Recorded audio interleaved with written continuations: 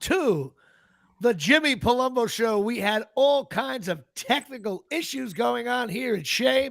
I don't want to blame Dave Sturchio or my fine guest, so I'll blame myself here. Attaboy. Of course, I am decked out in Rutgers gear for a number of reasons. Now, those of you scoring at home, the Scarlet McKnights are 3-0. For the first time, they were favored in the first three games. They covered the first three games. Their first three games were at home. And also, it's the first time we opened up with three regular Division I schools, not like a Hampton or Wagner or, Carteret High. And we won all three games. I thought the games were closer than everybody says. But, hey, what can you do? And mostly, of course, because this is show number 131. Now, I regret when we did show number 31 so many weeks ago that I did not have, because most people know when you see me at a Rutgers game, I am wearing this number 31. Now, that does he get royalties for that, Jimmy? Does he get royalties for that? He better. This has nothing to do with Dave Winfield. So I decided to reach out through my buddy Joe Covino, who somehow is making money off this fella, or he's making money off Joe Covino. There's some kind of scam going on there. My favorite player of all time, besides Giancarlo Stanton, is number 31 for the Rutgers Scarlet Knights, Mr. Terrell Willis. Welcome to the Jimmy Palumbo Show. Thank you for having me. Hey, what's going on, man? This is a thrill for me, man. I don't care. Listen, I know you played 1,000 years ago in a different era with the Big East under Coach Doug Graber. We didn't have no new stadium. We had the grassy knoll going on over there where I think Kennedy got shot, or our program got shot. I used to say there were snipers up there killing our program.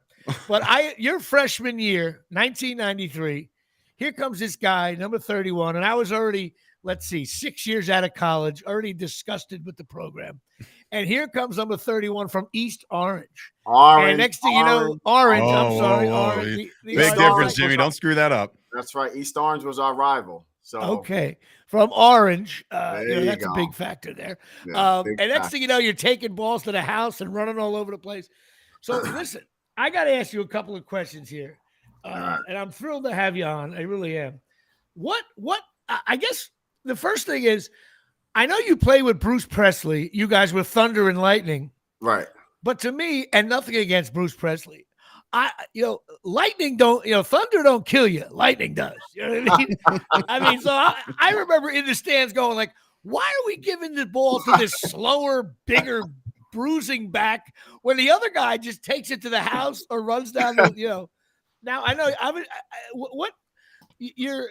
did it work with both you guys? Because you both were splitting carries.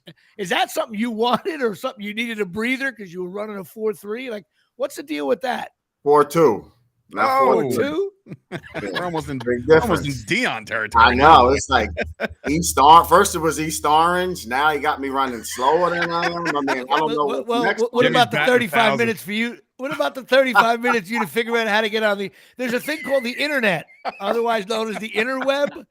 I talked to you yesterday. You're like, yeah, it's all good. I got it. Now I got Dave drinking the water out of here. I got my favorite player on. That's right. Listen, let's walk it back. So when you were at Orange here at Shea, what made you choose Rutgers? What other schools were you looking at? I could have went to any school in the country. Really? You got offers from everybody? Everybody. Penn State? Paterno came to my high school.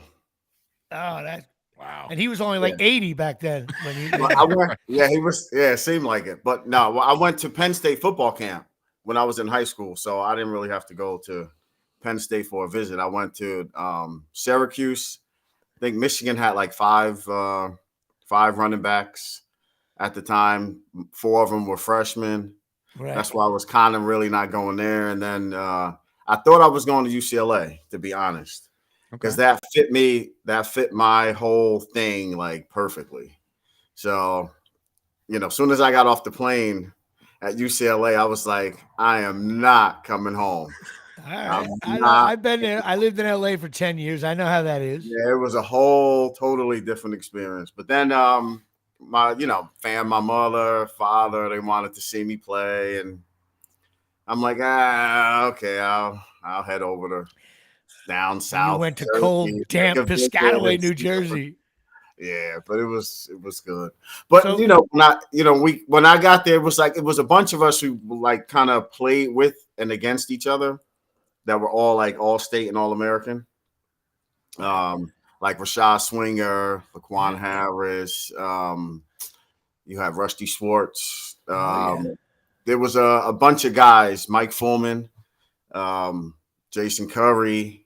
We had Reggie Funberg. It was like a bunch of guys who were like, we had some good. There was some players, and we were all fresh in all different positions. Yep, and we were all there at the same time, and it was like, you know what? If we kind of all come here, we can make some things happen, because we were all equally kind of arrogant in our own way coming out of high school.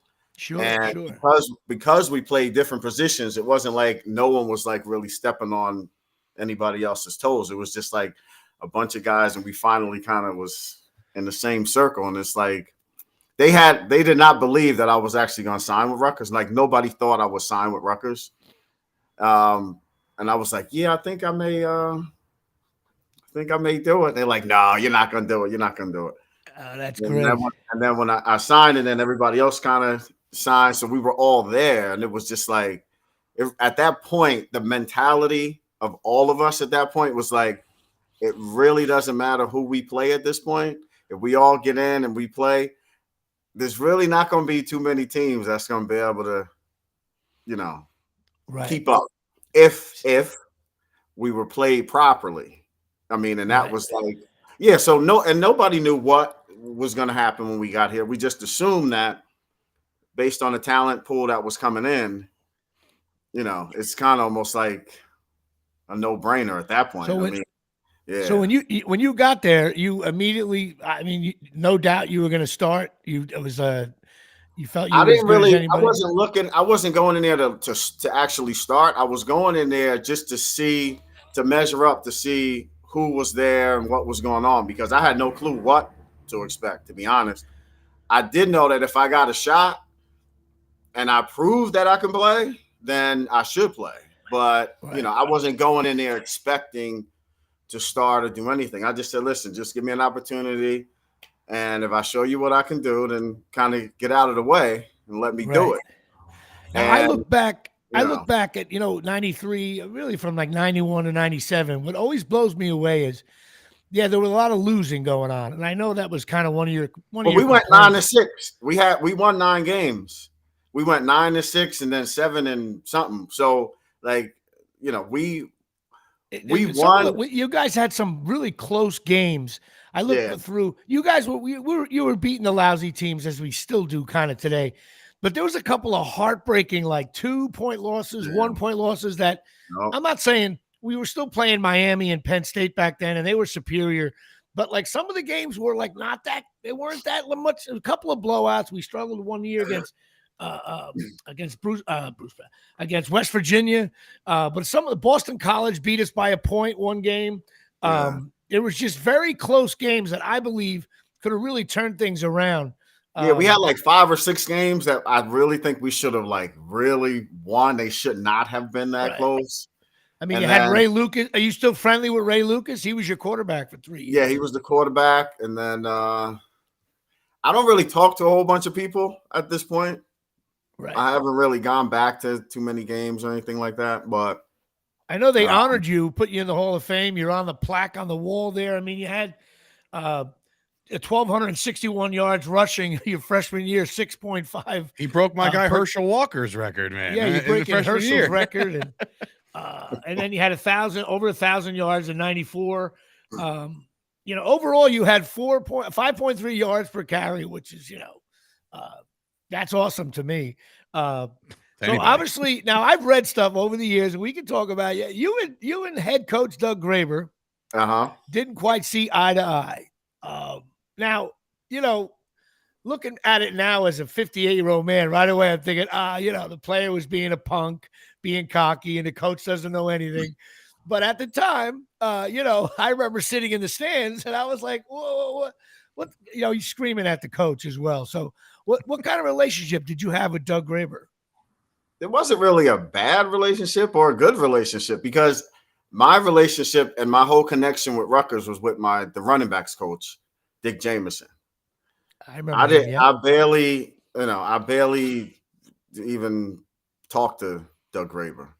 I was literally like in the running backs. We were like Siamese twins, the two of us, right? Because he was and that's the thing. Like, see, you got to remember at the time, if you're coming from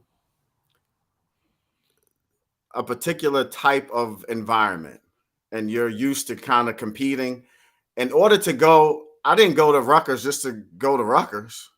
I mean, if I wanted to go sit someplace and just sit, I could have went to Miami. They were number 4, or Penn State. They were number 2, or West. I could have went to any place to just sit around. I was going to play to win, to kind of go to another level. And I thought at the time everybody was kind of on the same page, but it wasn't the same page. Let's just put it that way. And but it wasn't like anything with Doug Graber and myself, per se. There wasn't like a fallout or anything, which most people said, which is kind of ridiculous, but I never commented on it because that's all it was ridiculous. I never really said anything. I met Doug a few times. He seems like a nice guy. Again, that was a time of Rutgers football where the money wasn't there yet. The Big nothing East was there. There was nothing there. Was there, and that's the thing. It was like it was two things clashing at the same time. So we get there and we're used to kind of winning, and we go in with arrogant and cocky attitudes because that's what you need to win.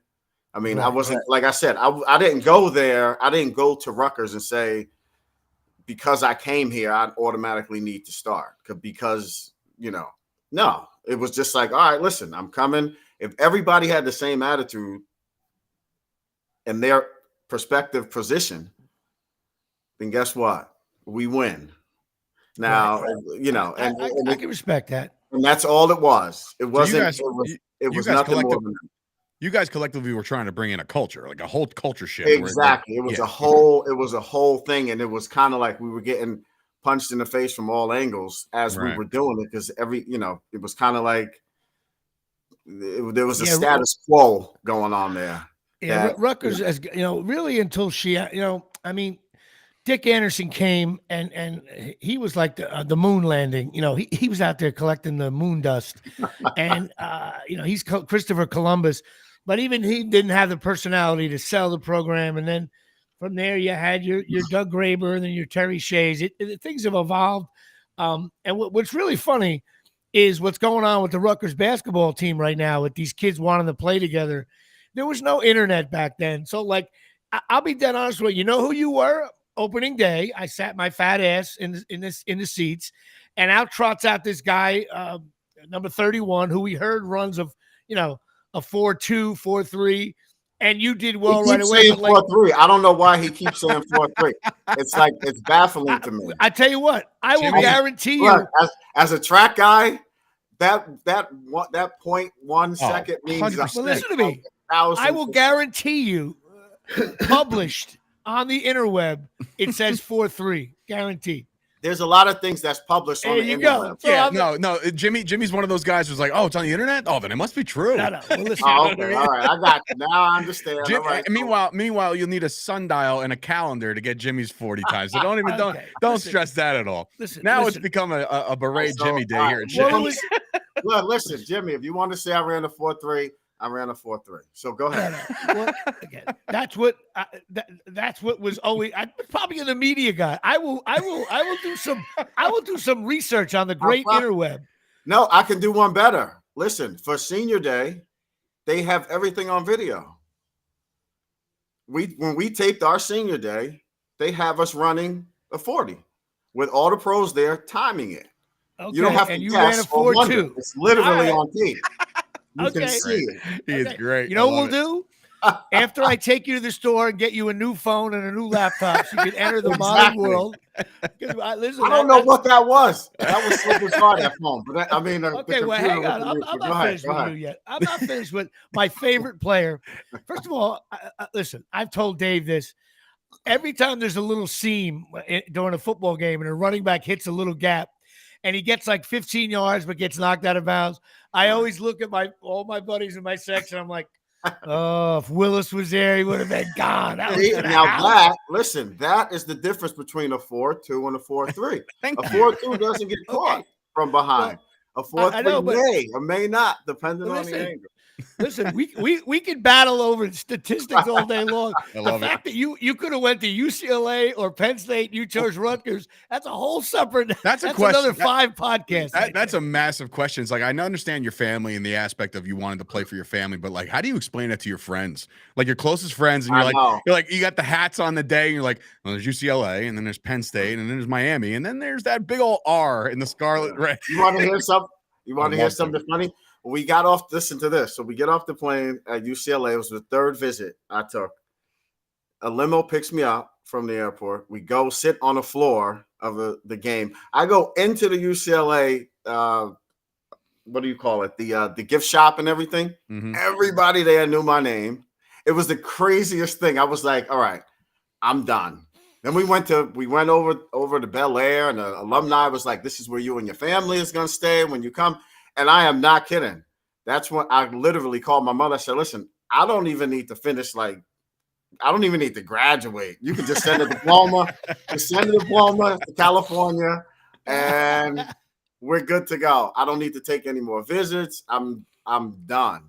When I got there, that whole culture, it was like marketing was there. They were out there pushing the players. They were like billboard. It was like everything that I expected from a Division I program. I was like, okay, this is it.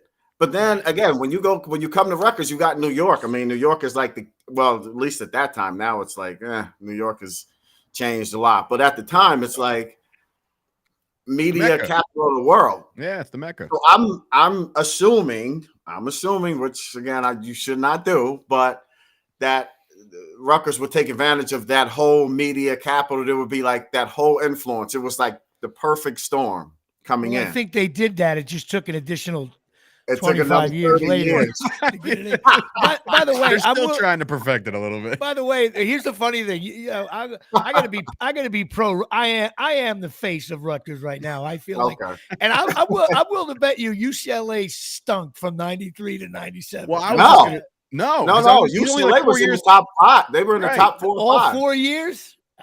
Maybe it was a couple years after that, because I was out in LA for a long time. He's only 4 years, 5 years removed from seeing guys like Troy Aikman sling the ball around at UCLA. So that program was built. All right. Well, it was right in there. It was right in there. I'm just a guy sitting on the couch watching you run your 4-2. That's right. There you go. But listen, see, I didn't mind coming to Rutgers for 2 reasons. The one thing, it was like proving a point, because I'm from Jersey. I wanted to make sure that all the Jersey kids kind of stayed in New Jersey. So I'm like, listen, it doesn't matter who we play against. They still got to stop us. And that was the attitude of a handful of us that came in. It wasn't like, it might have been confused, or people might have got it confused with arrogance, cocky, all other stuff, which it was a little bit, but it was still like Rutgers wasn't even ranked in like the top 50. No. Okay. First of all, they didn't go above. They didn't have rankings above. I'm just saying it was just like some guy going, yeah, Rutgers is okay. Right. Let me ask you this: what do you think of the whole NIL situation today in NCAA football? I mean, you would have got your dime. It wasn't really. So you had to understand. Well, at least let me speak for myself. If you're a player and you're trying to go from college to the next level, yes, you want the money. But if the program is good and you're a good college player, you really are not in a rush to kind of jump over. See, when we were playing, we couldn't really work, so there was no way to make any money. Like, it was illegal to actually get a job. If you had a scholarship, you couldn't work.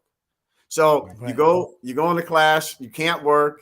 Yes, you got training table, you got food, and you got a place to sleep, but there really wasn't anything else. So a lot of guys throughout the whole NCAA was trying to get over to the NFL to at least to just make basic, not basic, but you know what I'm saying, to have a little bit of money. Make money, right? Of course. Right. But now, if you can do that in college, I mean, who would want to leave college?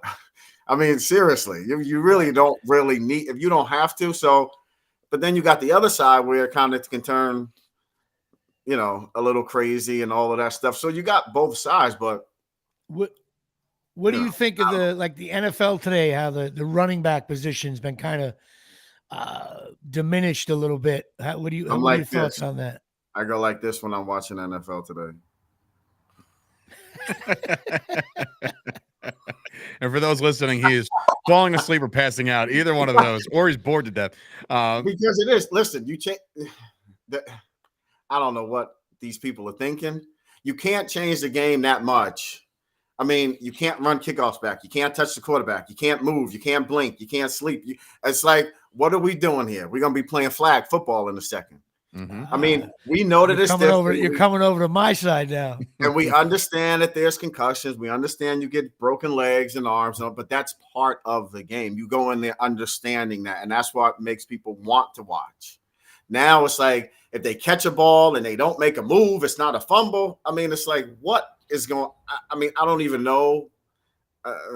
Terrell, up until 3 years ago, they had a segment called Jacked Up on ESPN where they were looking and featuring hard hits. Now you can't do that anymore. You can't do it. You can't. It's like you can't touch anyone. So I mean, So you don't really I saw you the last time they honored you at Rutgers Stadium. Is that the last time you've been back there? You just don't go to the games anymore? Yeah, that was the last time. It was too much. I don't know what's going on down there. It was like you got to show up over there, man. Come on, you're in business. Listen, Jimmy, give him your tickets. Jimmy, invite him as your guest. Like you know what? I am. You're going to sit with me the next time I go to Jimmy, a game. Where do you get your tickets, Jimmy? That's a personal situation. But no, I get. Where do you pick? Wait, forget where you got them. Wait. Family where tickets. Do you pick them up? Family ticket. I get them on my phone. Okay, so we normally used to pick the tickets up at the will call window. The last time I went for that event you're talking about, somebody left my tickets at a bar on College Avenue. Okay. I mean, you can't make this shit up. I mean, I literally drove to Rutgers to pick up tickets at a will call window, which again, and I mean, a lady said, "Go to Old Queens." I played there. They said, "No, your tickets aren't here." I'm like, "What do you mean my tickets aren't here? I'm actually, you guys are actually about to honor me." The lady's like, "Well, I don't know what's going on." I'm like, "Well, I kind of played here before." Oh, you got to call this one. So I'm literally standing outside and I'm calling. I'm like, "What's going on? Where is it? I can't get in." You're literally about to call my name at halftime and I can't get in the stadium. They said, "Oh, your tickets are over on College Avenue at a bar." And I'm not kidding. I had 3 people in the car with me. One who used to play with me, Bobby Sneathen. He played linebacker. Remember Sneathen? Who? Bobby Sneathen. Yeah. Sneathen. He played outside linebacker. And I had 2 other people in the car. We drove over to a bar on College Avenue, picked up two tickets, drove all the way back to the stadium. And I'm sitting there like, that's awful. Yeah, I said that was kind of. Yeah, but you know what? Over the years, there's been like crazy stuff going on, and I didn't never say anything, but I'm like, whatever. And I don't know who's in charge. All that's got to change now. Who's in charge? You're now friends of the Jimmy Palumbo show, and I was on the cover of Rutgers. Isn't that great? You rushed for like 3,000 yards at Rutgers. I did a couple episodes of Friends and ER, and I got my fat ass on the cover of Rutgers Alumni Magazine. So you're in a different world. They're not proud now, of that, Jimmy. They're not proud of that. You're in a different world. You're going to sit with me and watch a game with my friends. Yes, you don't say no to me. I'm not. I'm not. Even your family doesn't have a shirt like this anymore. Come on. No, we don't have those shirts. We don't have a shirt. So I have to listen. Obviously, your run at Rutgers, no pun at Rutgers was a phenomenal one. Stats driven, incredible. What was the process like outside of like when Rutgers was coming to a close, draft season was coming upon you? How did you feel going into that mode of saying like, this is my last time at Rutgers. I got to do what I got to do. Did you have aspirations for the league, or you kind of just checked out altogether? Well, I was pretty much checked out at Rutgers like 6 games in my wow. senior year. I wasn't even playing. I mean, if you follow it, I was barely. I know you stopped. It was a whole thing going on there, which that's 2 other shows, which we can't even get into right now. Well, that's what we love to hear. What when you say something was going on there, I want to know what was going on there. If you're hosting your show, right? And if you're making the calls and I'm sitting on the bench, what do you think's going on? If you're the host, that's your call, isn't it? Yeah. Okay, so there you go. So how come I'm not in? You're screaming from the sidelines and in the stands. I hear you. But it was a mess. It was a mess. And then I was like I said, after the last, I mean, I didn't even get in the game like the last 2 or 3 games. Literally, like I did not even get in the game. And it was just like I said, you know what? So was that taking your love and passion out for the game too? Yeah, overall? It was gone. It was gone. It was gone. I had the you had the offensive coordinator come to me after I broke like every record as a backup. People think I started. I was never the starter. I mean, it's like ridiculous. So that annoyed me. This is what he said. He said, word for word, you have to earn your playing time.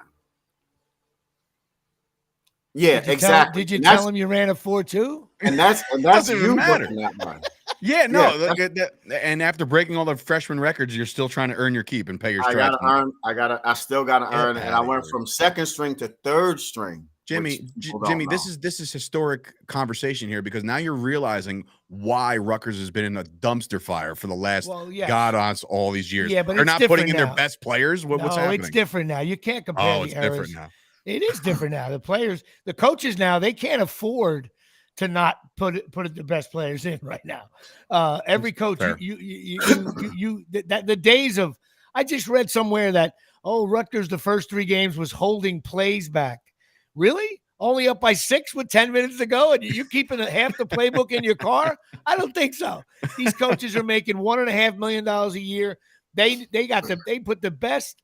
They put the best horses on the track they possibly can. Well, let me ask you this. Now, let me ask you this. The NFL draft, you decided, which to me came out of nowhere, that you were going to enter the NFL draft.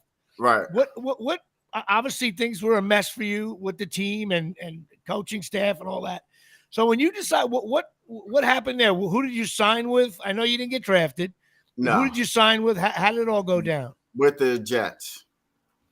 With Kotite was the coach. Richie. Oh, man. My God. Wait, we went from the dumpster fire to the dumpster fire? Oh, my God. Exactly. Wow. So, you sure do know how to pick them there. Yeah, it was an experience. Let's put it that way. If we ever go out to dinner, I'll order for you. Okay?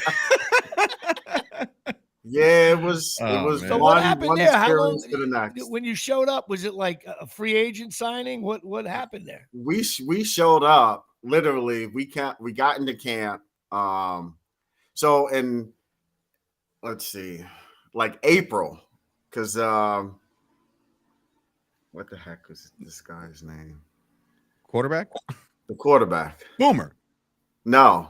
Was it after Boomer? It was Kenny O'Brien. No. Neil O'Donnell. There you go. There you go. Ed Sturchio for a quick 3. There you go. Yeah, Neil O'Donnell also should have been MVP of Super Bowl 30. He gave us 2 interceptions, taking almost to the house for the Cowboys. Not just me though. I digress with that one. But go ahead. Yeah. So Neil O'Donnell, we were working out for like almost a month at his high school. It was Neil O'Donnell, Wayne Forbett, there's a couple other people there. So we were working out. So we go into camp. They had the rookies come into camp first. And again, it was the same. It was almost like a rerun of what happened at Rutgers. It was the most bizarre thing. We had, so you know how people say you're going with a chip on your shoulder sometimes? Sure. So I went in there with Atlantic City on this shoulder and Las Vegas on that shoulder. So I didn't have a chip. I had the whole town on each town on both shoulders. Because it was like, all right, I couldn't really fully do everything that I thought I would be able to do at Rutgers, but now this is New York, and I'm just going to kind of light everything up. That was like my whole thing going in. I didn't get drafted, which I thought was like insane. So there was a whole bunch of stuff. So now, okay, we go into camp, and Keyshawn Johnson was like the #1 draft pick at that time. Mm-hmm. So he was in New York. So we get into camp, the rookies, and we kind of hit it off like immediately. Like the 2 days in, we were like, it was me, Keyshawn. There was another guy, a defensive back, who actually got cut in the middle of the season and then went to Green Bay and won a Super Bowl at Green Bay. So yeah, it was funny that year, but it was like this whole thing. We're going in and everybody kind of has this whole thing going on. All right, so then we run a 40 again, and I was the fastest on the Jets whole team. So I'm thinking just on pure, if I never even touched the football in my, so everybody ran a 40 and you came in the fastest. Yeah, I was the fastest on the team. It was like not even close. So I'm thinking, all right, at least I know I'm, there's 50 something players. I'm like, all right. So now the veterans come in, and now it's like, in shorts it doesn't matter, but now we put the pads on. So now we're going through, and I'm calling like everybody. I'm like, listen, I'm about to start real easy on this team. Come to practice. So now my family, all my friends are coming to practice. They're watching this practice, and never got in. All right, we're going and going again. Never got in. So I'm like, this is 95, 95, right? 95. So and now the practice was open. This is the funny thing. You could have literally walked off the street. Kotite came in with his golf clubs, sat him down. We broke for the first huddle. He went to go play golf, and we're in there practicing. He wasn't even there. It was the craziest environment that it was nuts. So hand off Sturchio right side, he rambles inside. I'm just looking at this roster real quick, just because I'm curious, and I'm looking at some of these guys that played on this team. It's like, how did you not get in? Exactly. Exactly. So I'm thinking that I was definitely going to not only play, but I was like, all right, that was the one time, like you said, I thought I was going to go in, and after camp was all over, I would be the starting running back. Like after the first week of hitting. Wow. The difference in athleticism and just skill was like, I think it was like Adrian Morrell. Yeah, Adrian. I was just looking at it, Adrian Morrell. I was like, man, that wasn't all that great. I mean, it was literally like, all right. So I'm like, I'm staying quiet. I don't want to, there was a lot of stuff coming from Rutgers that I was this, I was that. So I'm like, listen, don't talk, don't say anything, just stay quiet and kind of. When you get in, you can kind of. So Rutgers was saying that you're a problem, that kind of deal. The rap sheet, you know how they give out. Now I didn't learn this until like 2002, 2003, because I'm sitting there, I'm trying. I go to the Jets. They keep me the whole time. Then it was this big article that comes out. See, here's the thing with any NFL team. They're going to cut you, keep you all throughout camp. That's what happens. So if you're not good enough, you can see that in the first week or two max, whether or not somebody fits your team or they're not good enough. So if you get cut after 2 weeks, you got a chance to go to another team. You can bring your tape with you. You can show them what you did, whatever. They kept me through the whole camp, all the way up until the end of September. So you were final cut. Yeah, the last day. And it was funny because I was actually making a joke. My roommate, who actually made the team, I was like, well, too bad. I'm sorry you didn't make it, right? And then they said my name. I was like, what? So we go in. I go in, and they're like, oh, we don't think we're going to keep you. I'm like, are you serious? I said, all right, no problem. Left, got up. But I didn't have any practice tape because they said we can't give you the practice tape because it shows our plays, so we can't give that to any team. Right. And they never put me in a preseason game because they were only playing the starters during preseason. So you never played even in a preseason game? Not one snap. Not one snap. Well, they blackballed you because now all of a sudden you have no chance to get zero. Nothing. Wow. I got zero. So now I leave and I'm sitting there like, all right. So I had an agent. He's going out. So year after year, I'm sitting there like, why can't nobody? I'm like, how is it that no team? There's like 30 plus teams. Nobody is giving me a call. And I didn't get it. And then 2003. So I'm trying out, not making it, trying out. No one's calling me back.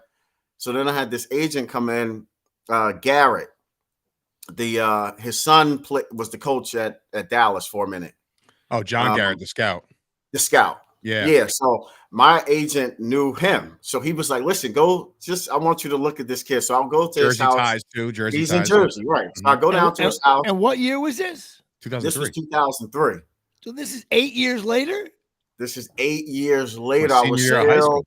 crying. Literally. It was like 96 was the whole year to 97.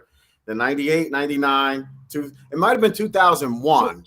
Between so every year you were trying to get out with a team. Yeah, because I was just like, sniff? Huh? No, no one was calling back. It was like the craziest thing. And I'm like, what is going on? So finally I get down to Garrett's house and Jason was there. So he's throwing me the ball. He's throwing to him. So I work out for an hour and I'm like running and I never stop running. I'm like, I got to show this guy that like I'm in shape. So it was like a whole hour. I'm catching short passes and running in his backyard, like another 40. So he was like, you're not really a bad guy. So I'm like, the hell does that mean? He said, I have your report that Rutgers put out. And your report, he said, my report was worse than, who's the guy that shot somebody and killed him? Lawrence Phillips, remember Nebraska? Yeah. He said, I never saw a scouting report so bad. He said they said everything. I was doing drugs. I never came to practice. I was beating up girls. I wasn't a team player. It was like all kinds of right. I had no clue. Wow. Jimmy, he's not going back to the stadium with you. He's just not like that. I would never go back there ever. I had no clue that because I'm sitting there like there has to be like no one is even. I was literally calling NFL teams and saying, listen, you don't even have to pay. I'll pay to come. Just give me a shot. And they were like, nope. I didn't hear anything. So I'm sitting there like, oh, okay. That's brutal. Yeah, it was crazy. But it clarified a whole lot of I didn't know why I couldn't get a shot. But then once I realized what happened, then it was just like this. Got some clarity. Yeah. Yeah, this cloud was kind of like lifted off. I can't believe that. It was nuts. Brutal. It was nuts. Crazy. I give you credit for nowadays in the NFL. 6 months after you get cut, you're considered a 45-year-old man. The fact that you tried 5 or 6 years later, I can't believe Rutgers would, do that. Jimmy's about to throw his hat in the garbage and shit. No, I'm disgusted. Like the hell with these guys. No, there was never anything. Listen to this. Wait, I signed in 2000. I think it was 2000. I signed with Carolina, but it was during the summer, and they signed a couple of guys, and they were just going through a transition. It was the new coach that was coming over from the Giants at that time. I forget the guy's name, but they said, "Listen, you guys can either stay and practice with the team, or you can go to." They had like the NFL Europe, at the time. Mm-hmm. Yeah. So I said, you know what? I'll go because that way I can kind of shake some rust. I'll go play for the Frankfurt Galaxy. Yeah. Absolutely. Yeah. So I went over and signed with them. So Graber was one of the coaches over there. That's right. I remember that. That's right. I would have lit him up like the 4th of July. No, I didn't get a chance. I didn't get a chance to listen. We were about to play their team, right? And I look up in the stands and I see Stan Parrish, Doug Graber, and my coach of Frankfurt, and then the other coaches. Now, Stan Parrish was coaching with Tampa Bay at the time. He left Rutgers and then got another assistant job at Tampa Bay. So just because I saw them up there, and I knew that they were talking about me because I can see him. He was all like, right? So I said, I the best player on his team was this linebacker. He ran a 4.3, Jimmy. He ran a 4.3. Right? And everybody was talking this guy up. They're like, oh, he's this. So I told my coach, I said, listen, let me go against him because I knew that they were up there looking. And just for that reason, I wanted to go against his best player. I mean, I made him look stupid, scored, and all that other stuff. And then he comes out and he's like, the fans doing this in the seats? No, they weren't doing that because then I didn't even get to play. I didn't play in the game. Graber and Parrish was talking to my coach in the stands. This is unbelievable to me. Listen, so you can't make this up. I'm sitting there like, am I like in the Twilight Zone right now? Seriously. And I forget who the coach was, but the coach who was coaching me at the time over in NFL Europe was a good friend of Graber's. So they were friendly. So they were talking and, never played in a game, get cut from there, go back to Carolina. Carolina's like, well, if you can't make the NFL Europe team, there's no way you're going to make the NFL team. Got released from Carolina. And I was like, you know what? I don't love this game that much. It was a pleasure. And I'll see y'all. I can't believe I'm here. Now listen, I'm no journalist, but if this was 60 Minutes, my producer would be saying, hey, we got to get Doug Graber or one of these coaches on the line to verify some of this. I can't believe that. I don't doubt that Rutgers would fumble that. I don't. But just look at the report. All you have to do is listen. This isn't that difficult. Get the report that Rutgers had on me. It should be public knowledge. You can get the report on any player that left. Each coach that gives out the scouting report to the NFL. Yeah, that might not be public though. Now you can get it.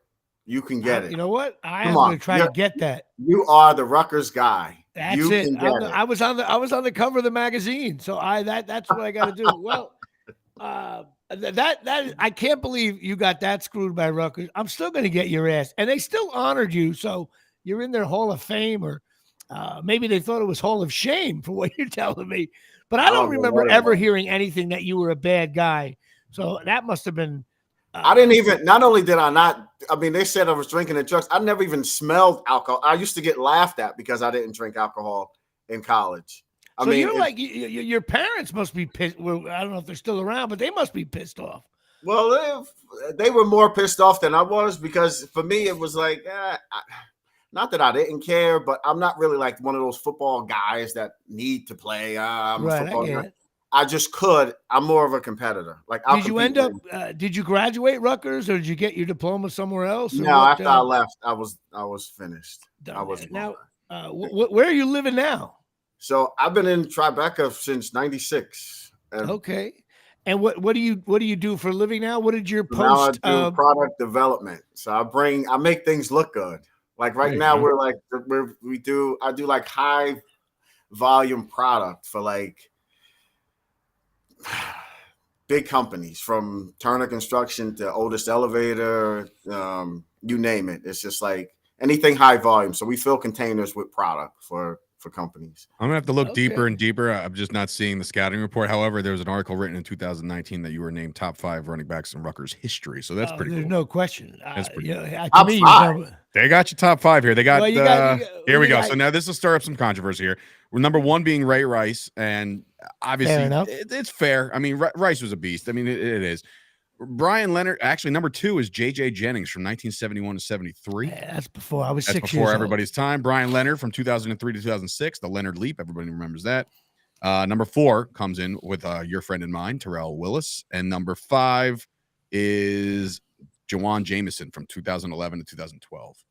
So you're in the top 5. I would have him. For me, he's always been my number 1. I would have him. My argument was, I know you had a decent line when you played, but under Ray Rice, 5 guys. It's not guys. Here's how you kind of gauge this stuff. You go by carries and yards if you want to go by numbers. Okay, so based on the number of carries that I had, put the number of carries to anybody else. Okay, but hang on a second. Okay, now I'm gonna push. Well, you said before, Jimmy. You said it was over 5 yards of carries. I mean, that's huge. There's 2 or 3 things that's going on that you guys kind of miss as non-athletic. No, I didn't miss one Whoa, thing. whoa. No, not you. I'm kidding. No. What were your yards per carry against Miami, Penn State, and Virginia Who gives Tech? a shit? He was, Well, Virginia, no, it's a Virginia, big deal. You were playing against Linden and Carteret. You lit it up. Wait, How'd you hold do on. in the big game? I'm gonna fill you in. He's gonna fill you, Here's the educate you right now. Against Virginia Tech, I had like 4 touchdowns, 230 something yards. They had the number 1 defense in the country, something like that. Mm-hmm. And then against Miami, the first year we played against Miami, I had like 18 carries, 90 something yards. And then the second year when we played them here, it was like little to nothing. I was already kind of spaced out at that time. It was whatever. And then against, and they were giving the ball to Presley too much. Huh? They were giving the ball to Presley too much. I'm just saying. They wanted that thunder. I wanted lightning. I bought the shirt.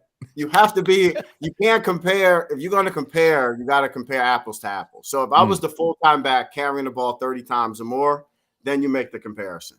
But if you're going to give it to me sporadically here and there, in and out, over and over, you're not. It doesn't really get into a. It doesn't seem like you were built to be a. Wait, every single time I carried the ball 30 yards, if I got the ball 30 times or more, I got 200 yards against whoever we were playing. If I got the ball 30 times, which is average, among backs. If I got it 20 times or more, I got 100 yards. No matter. Listen, what I meant was the Rutgers line under Ray Rice, all 5 guys played in the NFL. Yeah, but we had a good line too. We had a good line. Nobody played in the NFL. They ended up working Sean for O'Hara played in Sean O'Hara, man. Giants, come on, it's your boys. The Giants. We had 1 or 2 guys that went. We had 1 or 2 guys. It was not the line that Ray Rice had. I think you would have done very well. It didn't matter. See, that's the thing. It doesn't matter what. It's all on who's running the system. So if Schiano was coaching the same team we had, forget about. I don't care about schedule. I don't care about any of that nonsense. If Schiano was our head coach, we would have won more than 9 games. Let me just say that. Okay, with that schedule that we had. So just like if Graber was coaching Ray Rice's team, he wouldn't have had what he had. It wouldn't have been the same thing, even with that line. Okay, so it's all on who's controlling it and running it the right way. I just hope that Rutgers gets out of Schiano's way this time and let him do whatever he needs to do. I think they're doing that. Yeah, I hope they get out of his way and not get in his way. Because so you don't even do you even root for Rutgers now, or is it like it's that much? Well, you pain always there? have to root for for your home team. I mean, it's insane not to. I don't root against. I would never root against anything. I wouldn't root against Rutgers. That's like bad karma. Insane. Bad karma. Because again, it has nothing to your character, though. Everything that happened to me has really nothing to do with Rutgers. And I know that because Rutgers is more an academic school than an athletic school, especially back then, they didn't really know. They wouldn't even have known how to handle what was going on because it was foreign. So it has really nothing to do with the school and everything to do. Just like right now, Schiano's doing a great job. It all depends on who's in there and who's doing what they're doing. But so it's not a Rutgers thing. It was the coaching staff and the players at that particular time. So I'm going to get you to sit with my family and friends on the 40-yard line. It's not going to happen. And you're going to sit there because you're a fan of the school, not the coaching staff. The school. That's true. Well, as long as I don't have to pick my tickets up at the bar. No, you don't have to worry about that. He's got to go to Old Queens. No, you come with me in the yellow lot. We have a nice tailgate, people hanging out. My daughter, my brother. Hey, Frank, I'll go to that game. I'll go to that game, Jimmy. I'll get Dave to go there. I can't wait to find. This is great. Listen, I appreciate you coming on. I'm having fun with you. You'll always be my favorite running back of all time. You're a smart man. You are a very smart person. I used to say Willis is in. Even when a guy does have a big run, I'll yell out Willis, Willis, and my friends that are listening to this, they know it's true too. But I really appreciate you coming on. I love hearing this stuff, even though it was 100 years ago. And I'm glad you're doing well in your business and living in the city and living a good life. And everything's good. Yep. Everything's good. That's cool. You hear a lot of guys like yourself that had if they got screwed by the school, end up in a bad, I don't want to say a bad way, but in a stereotypical way, but things don't go their way. And I'm glad you were able to get around the bullshit that happened back in the day with you there. And seems like you got a nice life going on, and that's really cool. Yeah, it's no bumps, no bruises, no medicine, no aches, no pains, no concussions. And good for you, because you were just saying before that you had 30 carries a game. They'll try to run you into the ground. They don't care about you. You know what I mean? They're gonna just keep running and running. So God bless you for being healthy. There is one running back currently on the roster that reminds me of you a little bit. His name is Sam Brown. He's got the same body type as you. And I went to a scrimmage, and he took one around the outside, and he took it to the house. And I looked at my brother. I was like, "Oh, I've seen that before." Of course, he got injured a little bit. He's working himself back in. So I'm curious if he'll ever be. But he's not getting no 1,300 yards of freshman year. I love that. It's in the same name as Herschel Walker. It cracks me up. I'm willing to bet you're a Cowboy fan. No, I'm a 49er fan. No. Oh, you guys are gonna go. I'll see you week 5, buddy. And who's gonna win? Who's gonna win? Giants or 49ers? They're about to spark the Giants. Come on, it's not even gonna be close. See, I was a 49er fan. I was a Ronnie Lott fan. There you go. Okay. So, and then the offense was like so fast. I was like 6. They're throwing the ball down. Everybody else is doing like 2 yards here, 1 yard. The offense was like sputtering. And then San Francisco was just lighting everybody up, tossing and flying all around. I was like, that's it. Yeah, Joe Montana, second best player ever. Second to LT. Well, no, Micah Parsons is number 1 now. Micah's on his way, my friend. Micah's on his way. Did you hear about that? Micah Parsons is the greatest NFL player of all time. Jimmy, you know what? I'm gonna save my thoughts for after Terrell's off, because I'm not about to go roast you in front of so you're audience. A 49er fan from birth. Well, that's cool. I respect that. You stick with it. We'll see what happens. I'll text you on Friday morning. Wait, so are you a Giant fan? Jets, Giants? I'm Giants, Knicks, Rangers, Rutgers, Yankees. Your standard local. I don't believe in fantasy football. That's the ruination of sports. I don't believe in gambling this much. People losing their shirts gambling. Listen, you can't gamble on Rutgers in New Jersey, so it doesn't even matter. Well, we cover. If you did, one unless year you got a guy who's got a guy. Did you know 1 year Rutgers was 11-0 with the spread? Do you remember that? It was about 20 years ago. They won. They covered it. They stunk. They only won 4 games, but they covered every time. And I read an article that said Rutgers is a Vegas darling. You know what I mean? I don't think they covered ever since. But we're 3-0 against the spread. But listen, man. I appreciate you coming on. I love you. Love watching you play. Sorry that Rutgers shit the bed for you. I will be finding out. I'm gonna write a long-winded letter to Rutgers. Straighten this shit out. They're all gone now. There's nobody left from that. They're all gone. It doesn't even matter. President's gone. The AD. You were under Fred Gruninger was there, right? Fred Gruninger was there. Yeah. He was like. You want to hear funny? You want to hear one? You want to hear? We got into one argument. Graver and I. Okay. You want to hear why? Yeah. So we had a contract with Converse sneakers at the time.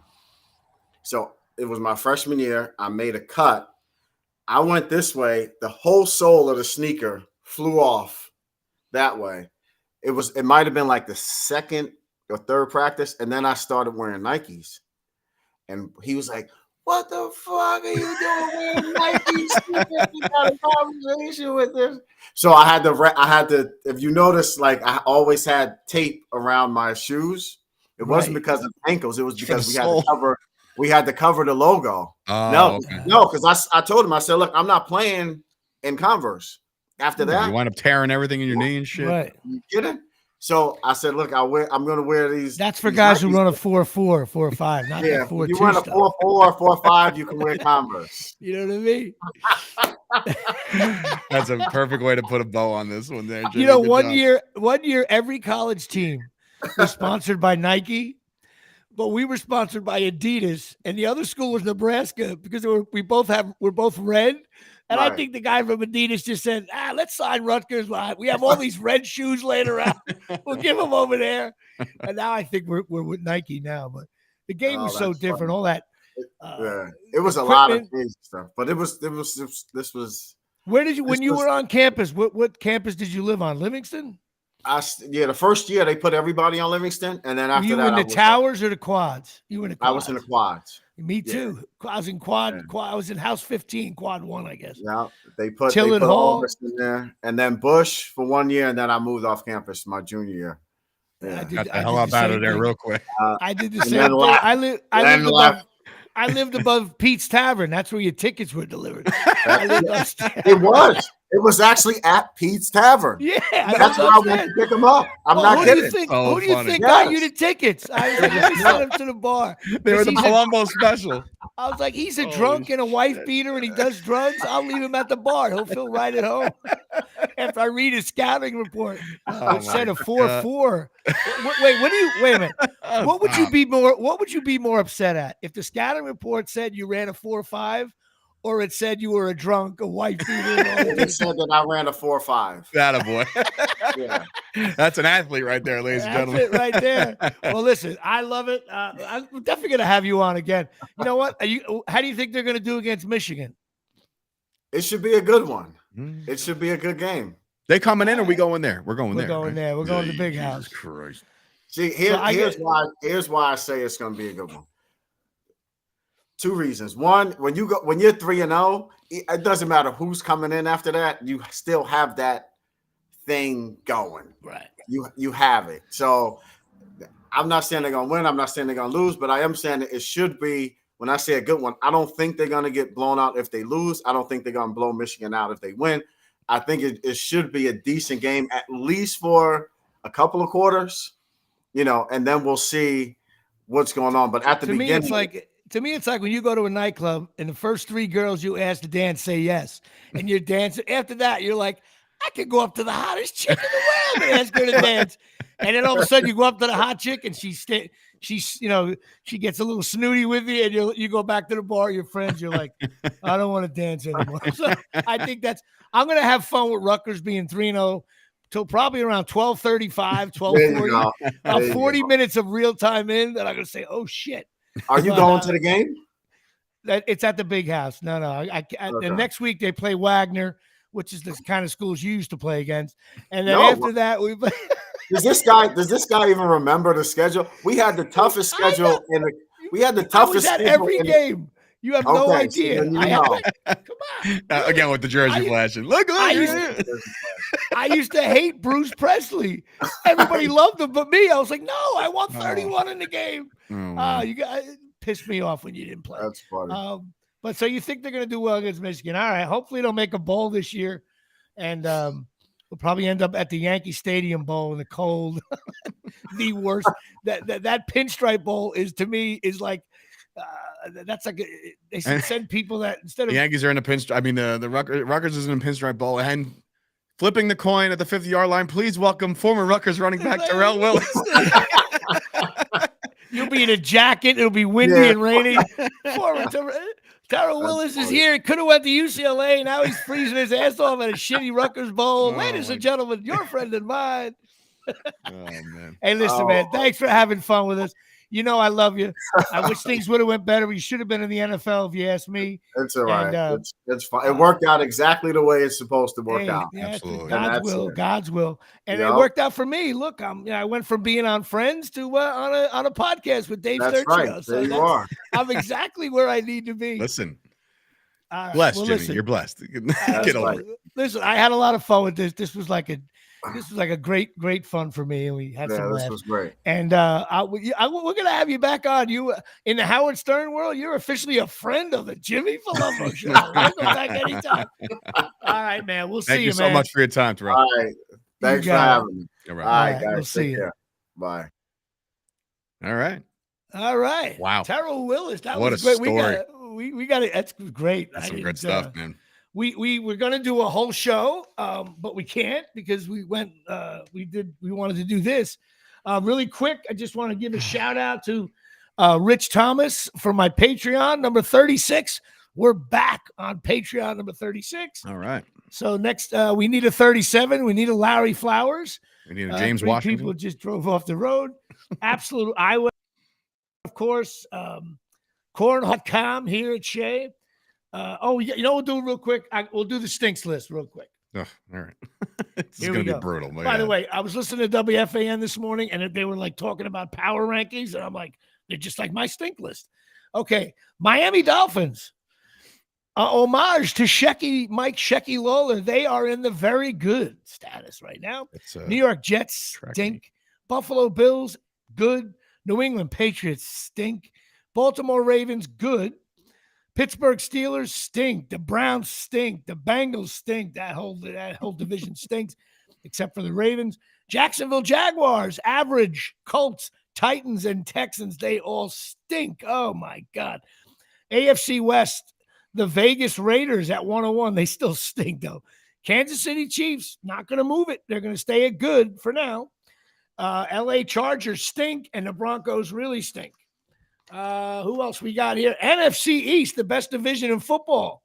Dallas Cowboys at very good. The Philadelphia Eagles at very good. And I do have Dallas Cowboys as being the best team in the league. As soon as they play their regular schedule with the regular teams. I have Washington Commanders as good and the New York Giants because I believe what the Giants did in that comeback against a horrible team. I thought anybody who says Danny Jones not worth the money, you watch that second half, he had as good a half as any quarterback can have. Dude, he did. He lit it up. Stop. Dude, Jimmy, what did he do wrong? Jimmy, my father texted me. He goes, that owner went down to that locker room of the Cardinals and said, you know what to do. That's not true. Come on. The Cardinals looked like absolute shit. They didn't show up for the second half at all. And the Giants came and played a regular minuscule offense.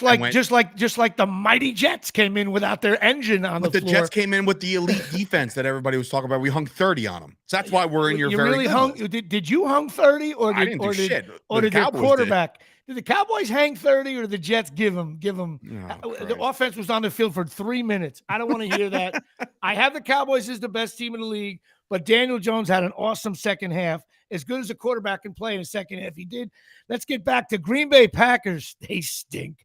Detroit Lions, average. Minnesota Vikings and the Bears both stink. I think the Bears really stink. Atlanta Falcons, average. New Orleans Saints stink. Tampa Bay Buccaneers, I got them upgraded to good. Carolina Panthers, all the teams that played last night. If you work for Disney, ESPN, those games were. I was watching like some Weather Channel show on like ice storms. With terrible disaster. They both stink. 49ers I have is very good, and Giants play them on Thursday. I was going to watch the games.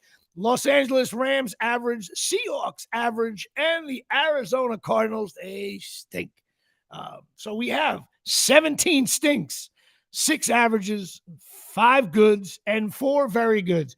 I think my very goods are dead on for right now, but we shall see what the rest of the Cowboys will be 3-0. They play Arizona, right? Mm-hmm. Well, we'll see. Okay. But yeah. I want to hear you say the same thing. The coach came down and said, "Oh, no." But I already know that going in, Jimmy. They're going to win. I mean, you would hope they're fucking 12-point favorites. I mean, they should win.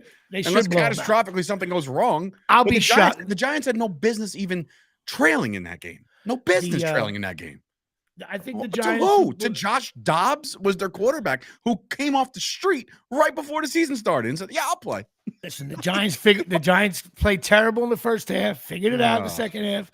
But I think the Giants have a shout out to Janine, who came out of the woodwork and said, like, "Hey, stink!" And then before you know it, she had to change her pictures and change all the suck lists. Listen, I was calling for everybody's garbage. The Giants are garbage.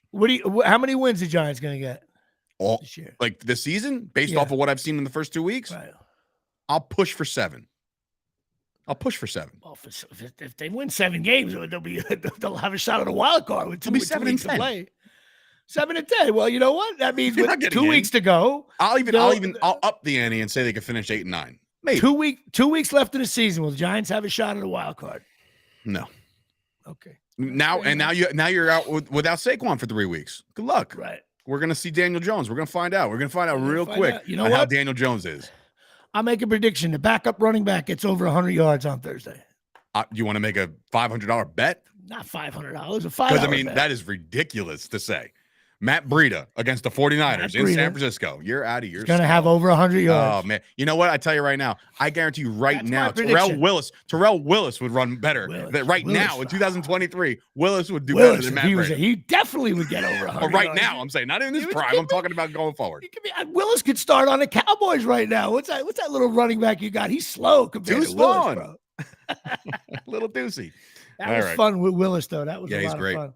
All right, we got to go. It's a late show. I appreciate everybody. Thanks for tuning in, and hope you guys have fun with the interview. Again, if people are looking for one of those interviews about we do our interviews our own way. We have laughs. No, it's very well done. We do here. And all right, I'll see you next week. And next week we have a special guest. It looks like it's a done deal. I'll say it on the air now. I don't care. The Rutgers Magic, Pine Tar Bar and Grill. Who else you missing here? The therapist. I'm gonna have the Rutgers. Luane. Lisa Ruane, Tommy Plinio's bar, and I am going to have the coach of the Rutgers women's softball team on next week because we may be using some of their players in the beer league stuff, which we just finished up. We tightened up the first script. We were writing your scene last night, burning the midnight oil. We're going to write the other scenes on Wednesday. You're going to get a script on probably by Friday. You'll have the script. You can look at it, and you got to learn your lines, bro. Dude, I have you looking like a beast in the gym. We're gonna have to cheat it, you fat bastard. I'll be like, you're gonna be like, Jimmy, I can't lift those 80-pound weights. I'm like, yes, you got it, bro. It's part of the acting. Wait a minute, isn't it? It's Hollywood, doesn't it? Don't you kind of Photoshop like me just completely beasting everything? I got to I have to work out too. That's gonna take hours of CGI. I don't know about all that. That's going to be tough. But anyway, I didn't get a chance to even do the weight thing. I'll do it next week. We had some technical difficulties. So we'll be back with the weight and the Rutgers coach next week. And maybe we got to get Doug Graber on somehow. Let's make some calls. Got it. After that, yes. Yeah. No, anyway. All right. I'll see you, everybody.